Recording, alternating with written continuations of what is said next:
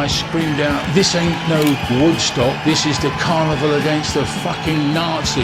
And there was a massive roar. Bonjour à toutes et à tous. Mon coup de cœur de cette semaine est un cri du cœur et des tripes.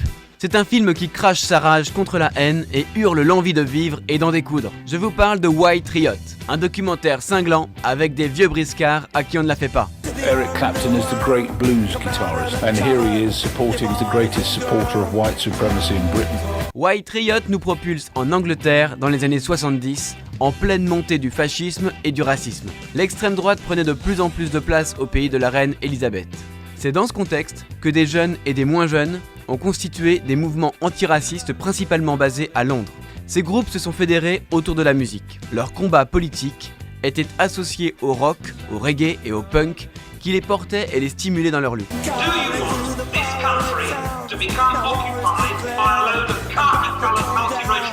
Ce mouvement s'est fondé en 1976 en réponse aux propos racistes d'Eric Clapton et de David Bowie lorsqu'il a comparé Mick Jagger à Hitler. Plus tard, ils se sont excusés, expliquant qu'ils étaient sous les effets de la drogue ou de l'alcool. C'est à ce moment-là que le mouvement Rock Against Racism, ou le mouvement RAR, est né.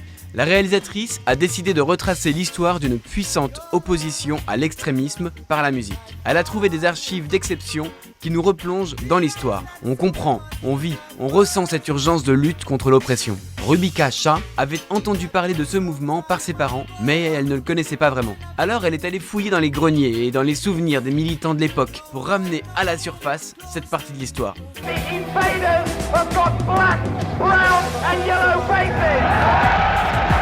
Au final, elle nous livre un documentaire enflammé, riche et militant, qui donne envie de bousculer les choses pour que ça change. Nous en Gâtine, nous avons Diffart, qui refuse de laisser ce documentaire se perdre au milieu des nombreux films qui sortent chaque semaine. Alors, pour ne pas oublier que la musique peut être aussi un instrument pour lutter et pour se fédérer, l'équipe Diffart a décidé de programmer ce lundi 28 septembre à 20h30, dans le cadre du festival Qui sème le son, ce film.